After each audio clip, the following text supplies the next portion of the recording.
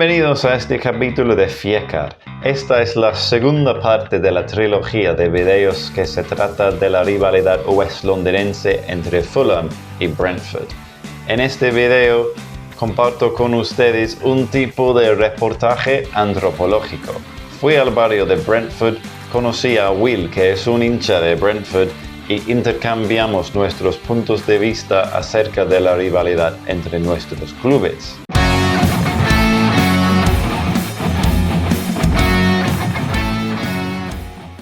Estoy en territorio enemigo, el barrio de Brentford, fuera del estadio Griffin Park, el antiguo estadio de Brentford Football Club, para conocer esta especie de ser humano en su hábitat natural. Para que vean un poco cómo es el barrio, aquí se ve una de las antiguas gradas del estadio y es un barrio residencial, común y corriente londinense. Brentford Football Club jugó aquí durante 106 años, de 1906 hasta el año 2020. Y un dato curioso de este estadio es que tenía un pub en cada una de las esquinas. Aquí, pub número 1, por lo visto ya está cerrado. Pub número 2, se llama The Griffin, como el estadio, Griffin Park. Un griffin es un animal mítico, como tiene cuerpo de león y cabeza y alas de un águila. Y por lo visto de afuera, parece un pub bastante bonito. Pub número 3, The Brook. También se ve muy bonito. Y según los letreros de afuera, sirven comida tailandesa. Pero hoy está cerrado, qué pena. Y pub número 4, New Inn.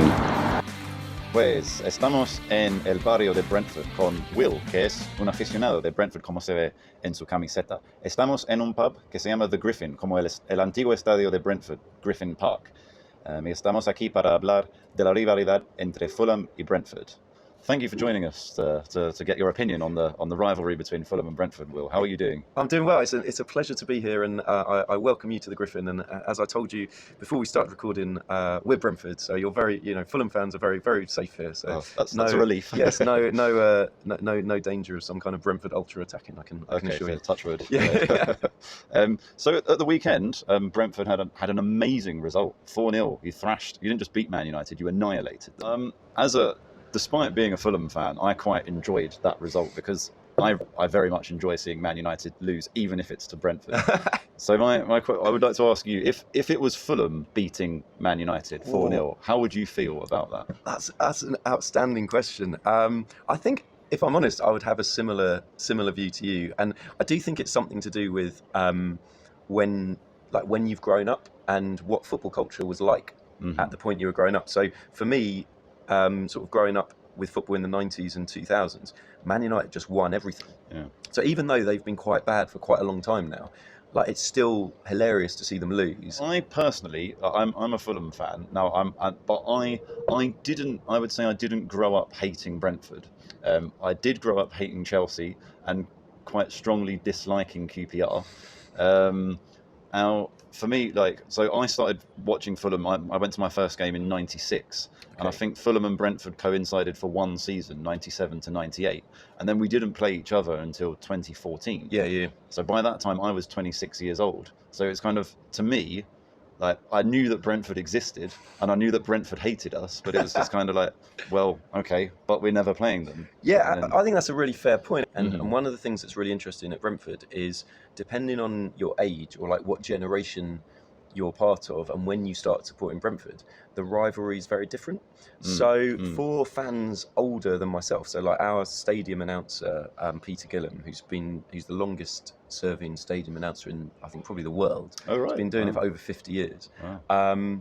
But for him, he absolutely hates QPR. Right. Because I think in 1967, QPR tried to take over Brentford. I heard about that, yeah. And so for any Brentford fan from that era, the sort of visceral hatred for QPR, I think, will never abate. Right. Whereas for me, I started supporting Brentford, I guess, in the sort of very late 80s, early 90s. And so I got like 5 or 6 years. I guess I got a few years before you started supporting Fulham, where Brentford and Fulham were almost always in the same division, pretty much. So for me, Fulham are the traditional rivals. So when I started supporting Brentford, QPR were in the top division. Chelsea were just, completely out of our league. And Fulham and Brentford were bouncing around like the old Division 3, Division 4. So for me, Fulham are the rivals. Right. Like Fulham fans are just annoyingly likable, which makes it really hard to maintain a proper like hatred. But I would genuinely say that that first game against Fulham in years at Griffin Park on a Friday night, and we won it in the last minute with just the madness on that terrace that night is definitely in my sort of top 3 Brentford games ever. So for me, it is Fulham, but I totally understand why that may not be reciprocal.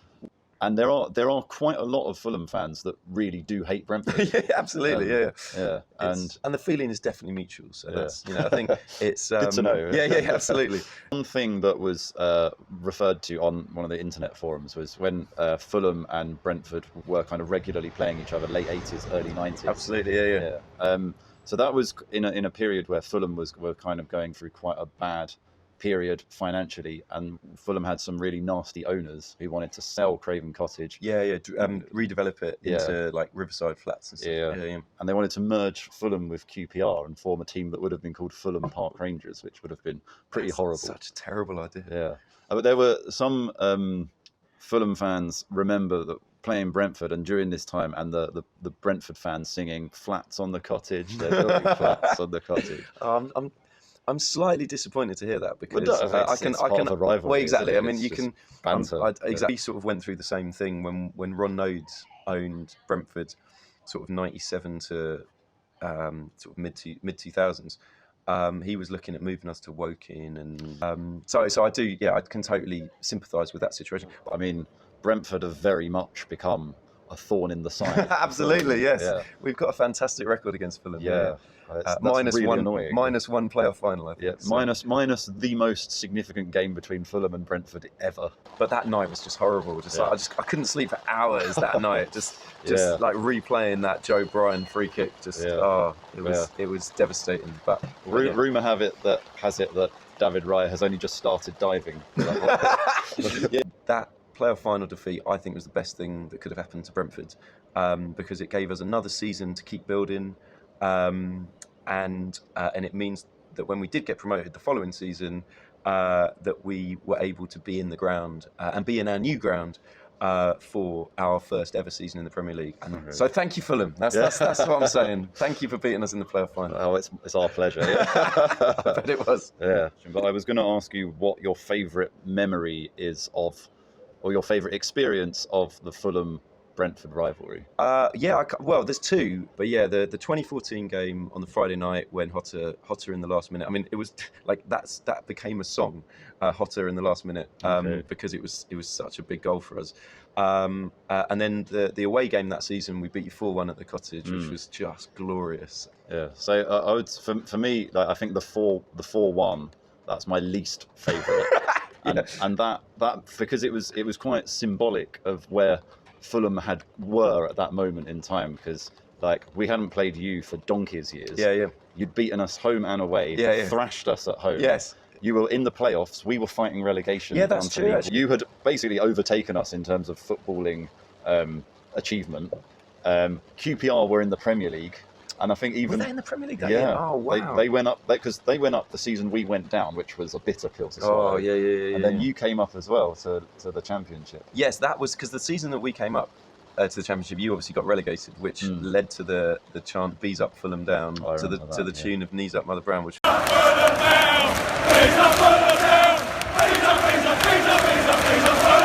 That stuck around for a few years. Softly. Fulham hate Chelsea, but I think we definitely have an inferiority complex. Yeah. Would you say it's the same for Brentford against Fulham, or not? No, I don't think so. But then I'm again, it might be a generational thing. So because I remember when we were both rubbish in Division 3 and Division 4. Yeah. I always think of us as pretty equal. Okay. But someone 10, 15, like 10 years younger than me, when Fulham were like beating Juventus and we were in League Two, yeah, there might be a bit of that, but yeah, not for me though. We're very even. Fair enough. Pues Will fue bastante simpático, la verdad, y eso lo hace un poco difícil odiar a Brentford. Aún así, tanto yo como él deseábamos con muchas ganas que fuera nuestro equipo que saliera ganador en ese primer encuentro en la primera división. Próximo video veremos lo que pasó ese día en el estadio Craven Cottage.